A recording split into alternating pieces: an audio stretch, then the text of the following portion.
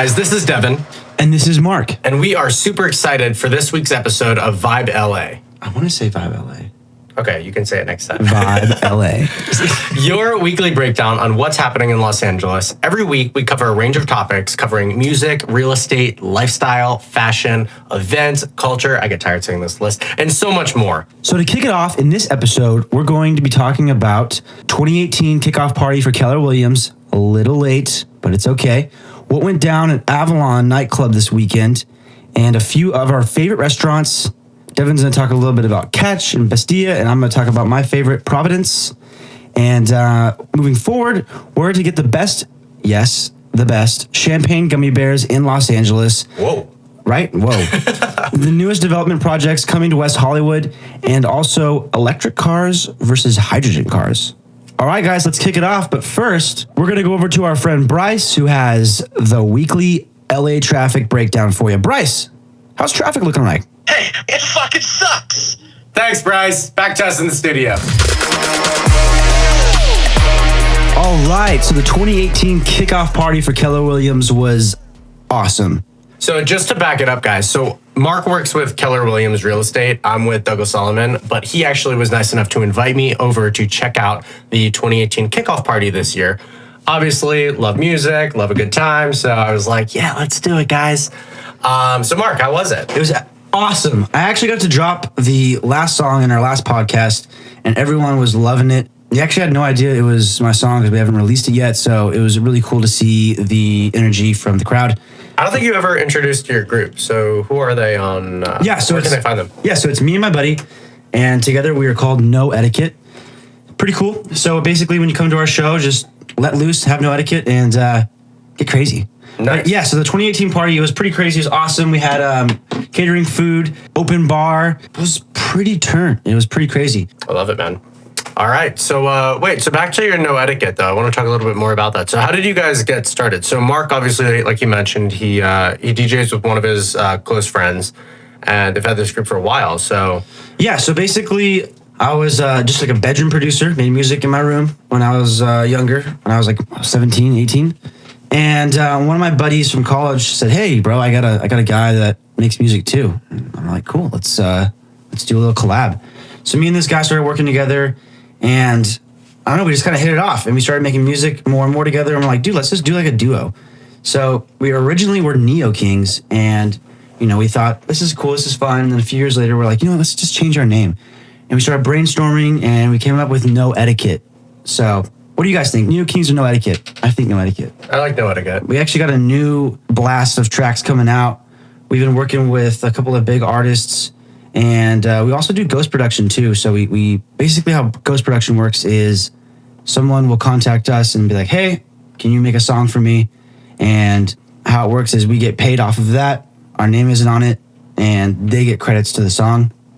It's pretty cool. We actually had a couple of big successes.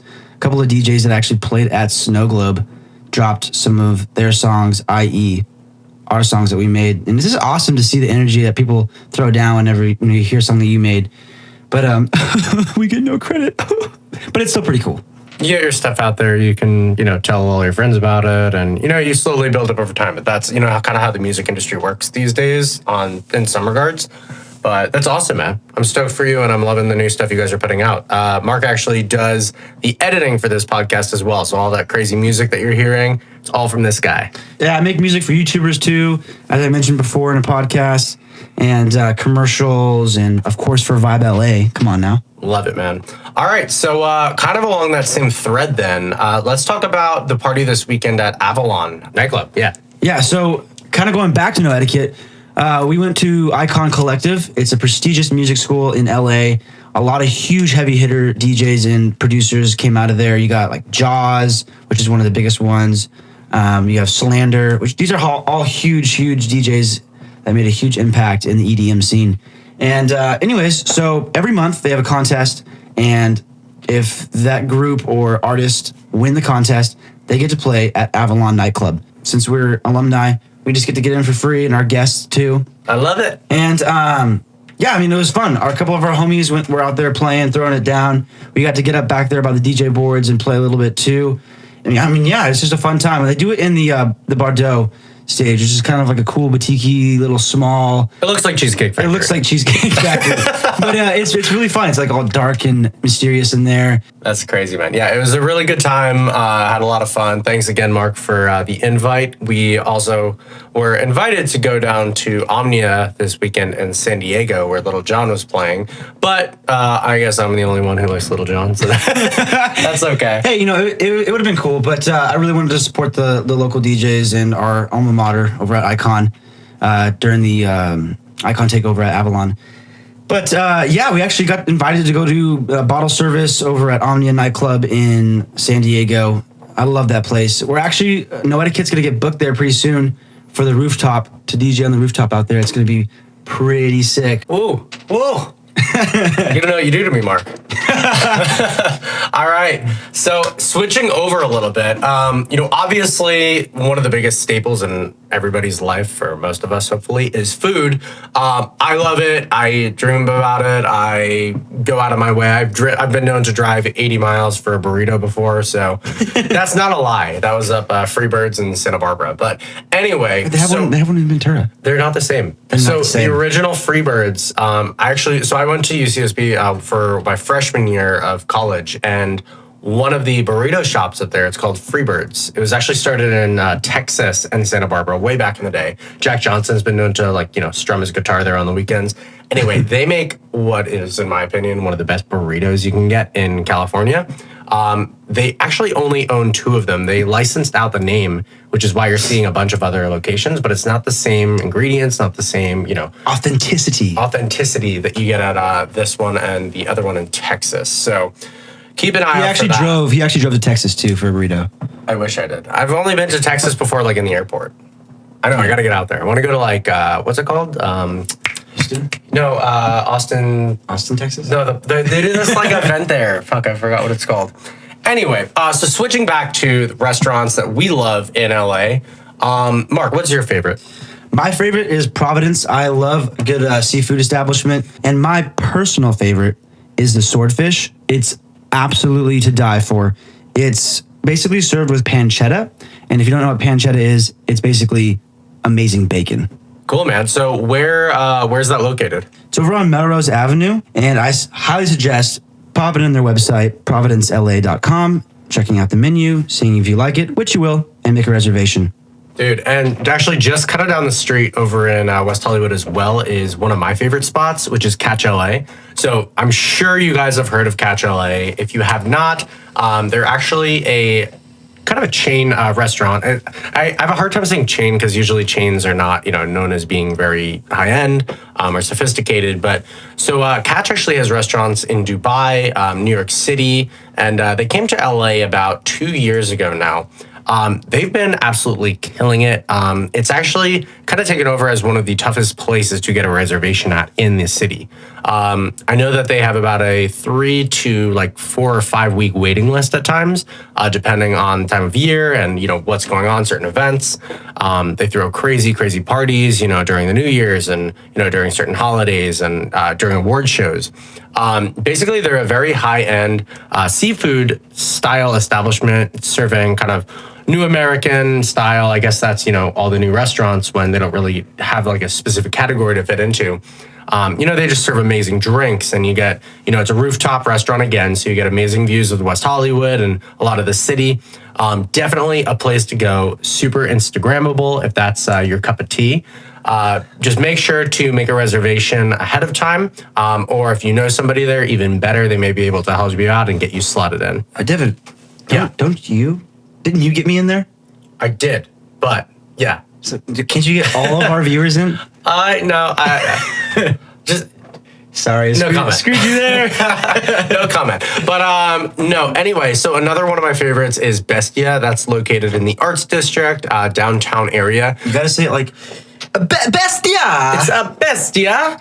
It's it's kind of a new Italian type restaurant. Amazing food. Actually, I read in an article not too long ago that Bestia is one of the destinations that a lot of, the top chefs around the world go to when they head to LA. That's one of the #1 spots on their list. And obviously, if that's the case, it's got to be something worthy of checking out. So definitely recommend you pop in there. Pizza's amazing, pasta's amazing, all their crazy dishes are amazing. It's amazing. If you didn't get the hint, it's pretty amazing. All right, and So speaking of amazing, speaking of amazing, let's talk a little bit about champagne gummy bears in LA. champagne, sipping on champagne bubbles. Sipping on champagne. No, so yeah, there's well, Mark, have you been to Sugarfina before? Why, yes, I have been to Sugarfina before. All right. So basically, for those of our listeners who have never heard of or been to Sugarfina, it's actually a chain of candy stores, but not the type of candy store, you'd hear about when you're younger and just kind of like crunching around, going down to the corner. This is a very, very high-end candy store that has taken, boutique luxury feel and vibe and kind of fused that with, high-end sophisticated candies. Let me just go ahead and step in here and say it's the most LA thing ever. It totally is. And so, just to kind of sum it up, I mean, they have everything ranging from, cocktail-based candies. For instance, their champagne gummy bears, the ones we were talking about before, they actually infuse the gummy bears with Dom Pérignon Champagne. And they have Tito's cordials. They have Moscow Mule gummies. I mean, they literally take it to the next level, push it above and beyond. I mean, they're infusing high-end tequilas into these candies. And for everyone who's concerned, I know you're on the edge of your seats right now wondering, yes, they are fat-free, non-GMO products. So we do definitely recommend checking them out. They have tons of different, over-the-top ways of purchasing. They come in these little cool boxes that are actually kind of like jewelry boxes. When you get, a collection of like 9, or I think they go even to higher levels, you can get them basically placed into what looks like a bento box. So it's a bento box of candy. They're great for weddings, corporate events, birthday parties, kind of anything that you could think of when you really want to kind of push it to the next level, rather than grabbing a grab bag of candy. And they also have juice cleanses too that are pressed with these gummy bears as well. So they have a wide range of products that can serve various types of clients. Definitely. So their locations, there's a bunch of them like all over the LA area. There's one in Beverly Hills, actually. There's another one in Brentwood. Two in the Santa Monica region as well, and a few in the outskirts of LA. They also do little pop-up shops at Nordstrom from time to time. Definitely recommend, if you see the brand Sugarfina, check them out. And we are definitely not, again, a sponsor. We're just super hyped about Sugarfina. But send us free candy if you're listening. Sugarfina. So I actually just got a text right now from a client saying, hey, are we still on today? On for what? When would I never be on for a showing of a house? Never. I'm always available for that. Killing it. No, except for right now during the podcast, but always down. Yeah, of course. You got to let them know we got our priorities in check, at least at the current time. Yes, of course. But now enough of that stuff. Let's go on to the electric car versus the hydrogen car. Oh man, this is crazy. So actually, what brought this up is I was cruising actually down Ventura the other weekend, and I noticed that there was a big blue kind of gas machine thingy at one of the gas stations. I'd never seen it before. It was big and blue and scary. And so I pulled in. I was actually curious. I didn't even need gas. I just pulled in. I'm a big car guy, for those of you that don't already know. So I pulled in and I saw it said H on top of it. And I looked it up. And, there's a few cars out there. I've heard of them before. I've, only seen one really on the road. But there's a few different cars that exist currently that take hydrogen and actually run on hydrogen, whether exclusively or in combination with gas or electric. The only one that's, to my knowledge on the market right now is the Toyota Mirai. It actually, if you've ever seen it, it kind of looks like a Prius, but it's got kind of like a fishtail thing going on in the back. Looks a little bit kind of like you'd see out of, one of those future Star Trek type movies. A little bit crazy. I'm not personally a fan of the design, but, everyone's got their own cup of tea. And then I know in the next couple of years, I had to look it up, and it looks like Hyundai and Honda are coming out with a few of their own as well. And that these companies are really out there kind of future-proofing, to make sure that they're able to support, the next wave of what could be coming. So there's kind of a big debate right now between, hydrogen versus electric, which is more efficient. One thing we really just have to keep in mind, though, is we want to be conscious of where this power is coming from. So whether it's, taken from solar or coal or, different generators, what powers that is actually the biggest determining factor and kind of the reason why we're making this shift. So, we just have to be aware of where we're getting our power. I mean, I'm a big supporter of electric cars. I am, like I said just previously, a big car guy.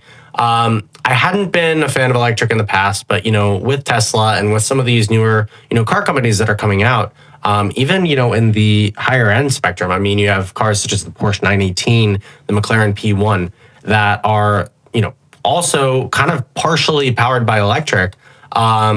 They're making a stance for themselves. I mean, these are incredible cars, some of the highest, technologically advanced cars of our age. And, they're able to do it and kind of prove all the naysayers wrong. So, I mean, Mark, what are your thoughts on, kind of the whole electric wave? The electric wave area. Yeah, I mean, honestly, I think it's amazing that people are trying to make the world a better place as far as eco-friendly, any means that they can. And I think that vehicles are a huge stepping stone into doing so. Would you ever buy an electric car? I mean, honestly, I'm not really a big electric car kind of guy. What are you kind of against? So I'm, it's kind of a big debate. Some people are totally for it, some people are against it, some people are in the middle and they don't know. What's your kind of stance on it? I mean, I'm not either.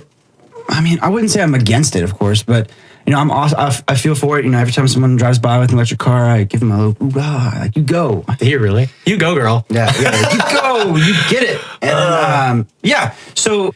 I think it's awesome. I mean, maybe in the future I would buy one. It's too early, maybe. It's a little too early. It's I'm more in that stage of American muscle, but that's just kind of my thing right now. But I definitely could see myself buying one in the future. When I take the kids to school or whatever that may be. But my dream is to get an electric minivan with a Ferrari sticker on the side. It's got to be a red minivan with like an M series in the door. Oh, beautiful.